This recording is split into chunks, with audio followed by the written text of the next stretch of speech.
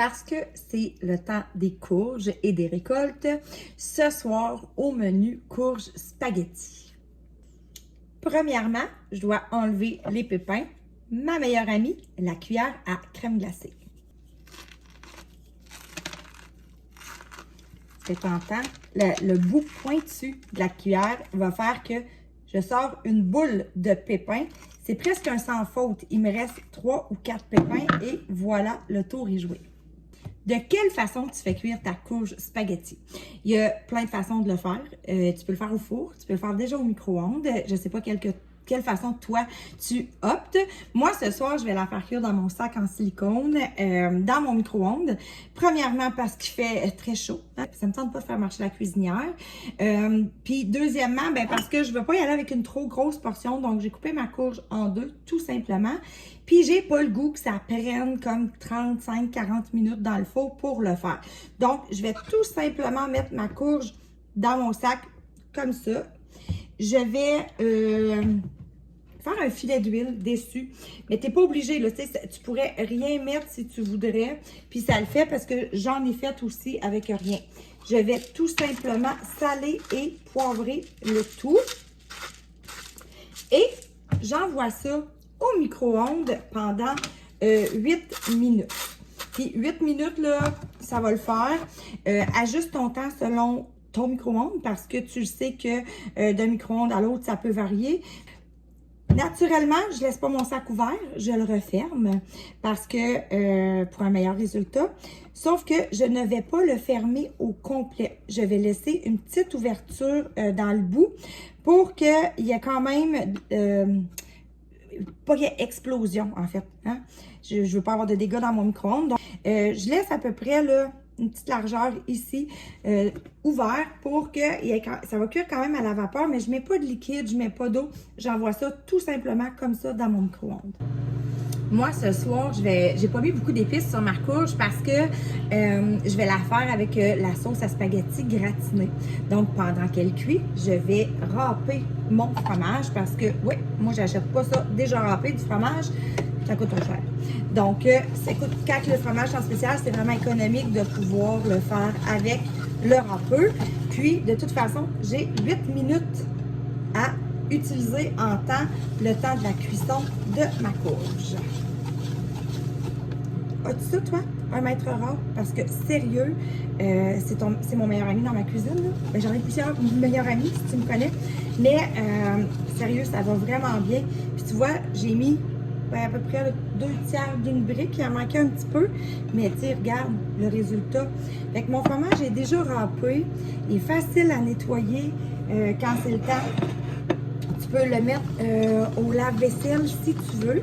Mais sinon, c'est juste à la main, là, mettons qu'on le rouvre comme ça, tu dévisses la poignée, tu sors ton cône comme ça, puis il y a des petits morceaux, je vais les envoyer dans mon fromage.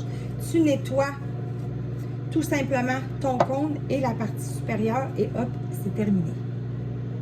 Maintenant que mon fromage est râpé, j'ai ma courge, tu vois qu'il y a comme de la vapeur, là, puis, toujours conseillé d'ouvrir ton sac avec le trou, pas vers ton visage en fait, parce que, puis même que tu peux vérifier pour être sûr de la température pour prendre des mitaines de four parce que c'est chaud. C'est chaud, hein? Dis la madame. Fais pas ce que je dis, fais pas ce que je fais ce que je dis. Donc, OK, là, je voulais te montrer. Je vais chercher ma mitaine. Oui, c'est une Tupperware. Tupperware vintage un peu, mais c'est ça. Donc, regarde comment elle va bien s'effilocher tout de suite comme ça. Donc, moi, ce que je vais faire avec ma courge, tu sais, je vais tout l'effilocher pour pouvoir la mettre avec ma sauce et la gratiner. Regarde bien ça. Donc là, regarde ce que j'ai fait. J'ai tout effiloché, si je peux dire ça comme ça, ma courge. J'ai vérifié, tu vois, il me restait un petit noyau, je vais l'enlever. Petit pépin. Donc, ma courge, elle est toute dans mon micro-grill parce que tu te rappelles, je t'ai dit qu'il faisait chaud. J'ai pas plus le goût de la faire gratiner dans mon four que j'avais le goût de la faire cuire. Là, cette semaine, ben la semaine dernière, quand j'ai fait ma sauce à spag, j'en ai fait congeler dans mes sacs aussi, dans les mains, si je voulais voir c'est quoi que ça donnait comme résultat. Puis, là, elle est dégelée. Sérieux, je suis super satisfaite de ce que ça a donné comme résultat. J'avais enlevé l'air. La sauce était bien gelée. Ça s'est bien décongelé aussi. La seule petite chose, ben ça l'a pas coulé, là. Mais je vais te dire, fais sûr que c'est bien fermé. Parce que quand elle va dégeler, puis que les sacs silicone minces tiennent pas debout comme les plus épais, puisqu'ils n'ont pas le fond. Donc, là, je recouvre ma courge spaghetti avec la sauce. Je m'en garde un petit peu parce que j'ai quelqu'un chez moi qui aime moins la courge spaghetti. Donc, on va prendre des pâtes. Donc, la sauce est étendue dessus. Je vais mettre mon fromage. Moi, j'adore ça. Ça va être bon. Puis, tu sais, sérieux, si t'aimes la courge spaghetti, là, ça, c'est la formule spaghetti que je fais. C'est pas comme des pâtes, là, tu sais. Donc, si tu veux rayer un peu les pâtes de ton alimentation pour, mettons, pas de glucides ou sans gluten, tout ça, ben c'est une belle alternative.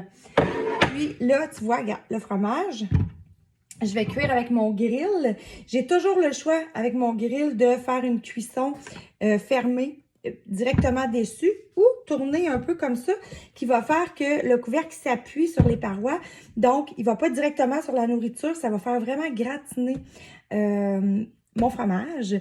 Donc, je vais mettre ça, moi, au micro-ondes pendant environ 7 minutes. Pourquoi 7 minutes? Ça prend comme 3-4 minutes réchauffer mon grill. Puis, par la suite, ben, ma sauce, elle n'était pas chaude. Ma courge, oui. Ma sauce, non. Puis, je veux gratiner mon fromage. Fait que je le mets 7-8 minutes dans le micro-ondes, puis je te montre le résultat. Voici, là, il est un peu chaud. Le micro-grill qui est sorti. Je vais essayer de te pencher ça comme ça pour que quand je vais l'ouvrir, là, hein, que tu le vois bien. Regarde bien ça.